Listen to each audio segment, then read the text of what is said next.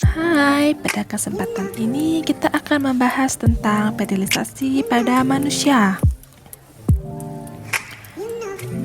Pernahkah kalian melihat seorang bayi? Sangat imut, bukan?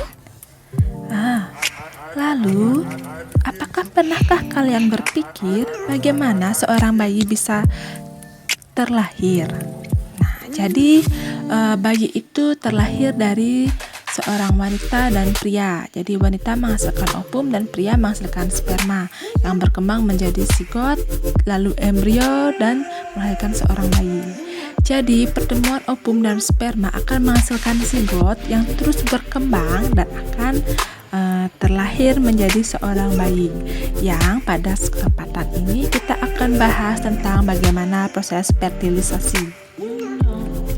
Lalu apa itu fertilisasi? Jadi fertilisasi adalah proses bertemunya sel sperma dengan sel ovum sehingga membentuk zigot. Jadi fertilisasi terjadi di dalam opiduk atau tuba Fallopi. Dalam proses fertilisasi diawali dengan proses ovulasi. Jadi ovulasi merupakan proses keluarnya sel telur dari ovarium atau indung telur yang terjadi secara normal setiap bulan. Dalam ovarium wanita ada banyak sel telur, namun di dalam setiap bulannya ada satu sel telur saja yang berada dalam sebuah kantung atau disebut dengan folikel yang dipersiapkan untuk menjadi matang. Proses pematangan ini terutama dipengaruhi oleh hormon FSH. Jadi setelah matang, sel telur akan keluar dari folikel sehingga terjadi ovulasi yang dicetuskan oleh hormon LH atau luteinizing hormone. Jadi saat sel telur keluar itu akan ditangkap oleh tuba Fallopi. Yang selanjutnya sel telur akan berjalan menuju rahim melalui tuba Fallopi. Selanjutnya, setelah keluar dari indung telur, sel telur berada di tuba Fallopi dan berlahan menuju lambung rahim. Setelah sel telur meninggalkan folikel dalam ovarium kemudian berkembang menjadi korpus luteum.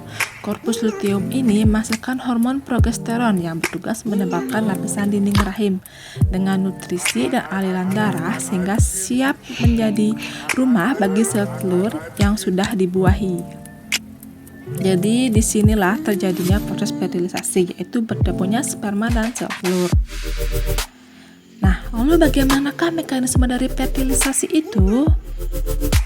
Nah, jadi proses fertilisasi itu proses peleburan dari sel sperma dan sel telur yang diawali dengan sperma bertemu dengan ovum dalam opiduk dan menembus mantel ovum.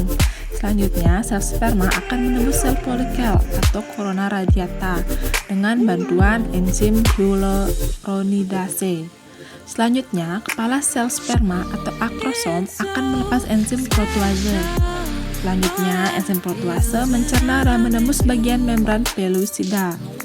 Sehingga saat membran pelusida rusak, nukleus dari sel sperma menyentuh membran sel ovum, sehingga terjadilah pengerasan membran pelusida karena adanya granula kortikal yang tersebar, sehingga sel sperma yang lain tidak bisa masuk. Sebab itulah kenapa hanya bisa satu sperma yang membuahi satu sel telur. Saat nukleus sel sperma masuk ke dalam ovum, selanjutnya terjadilah proses fertilisasi atau peleburan nukleus sel sperma dan sel telur. Jadi saat nukleus sel sperma sudah masuk ke sel telur akan terjadi pengerasan.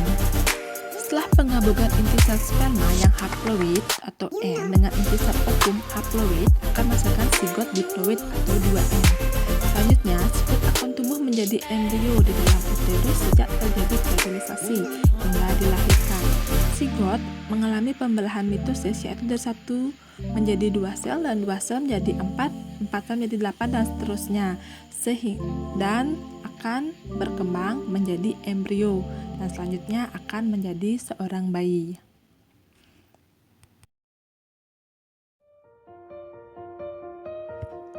Sel telur keluar dari ovarium ditangkap oleh ifun di bulum ke dalam tuba Fallopi dan menunggu sperma datang di ampula tuba.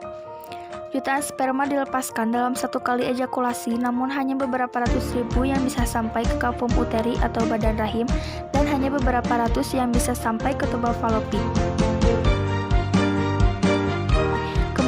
hanya satu sperma yang dapat masuk ke dalam sel telur. Setelah bertemu akan membentuk zigot atau hasil pertemuan sel ovum dan sperma. Selama perjalanannya menuju rahim, zigot akan mengalami pembelahan. Pada hari keempat, zigot berubah menjadi blastokista yang terdiri dari trofoblast atau plasenta dan sel embrio. Kemudian akan menempel pada dinding rahim dan di sini zigot berkembang menjadi janin atau embrio.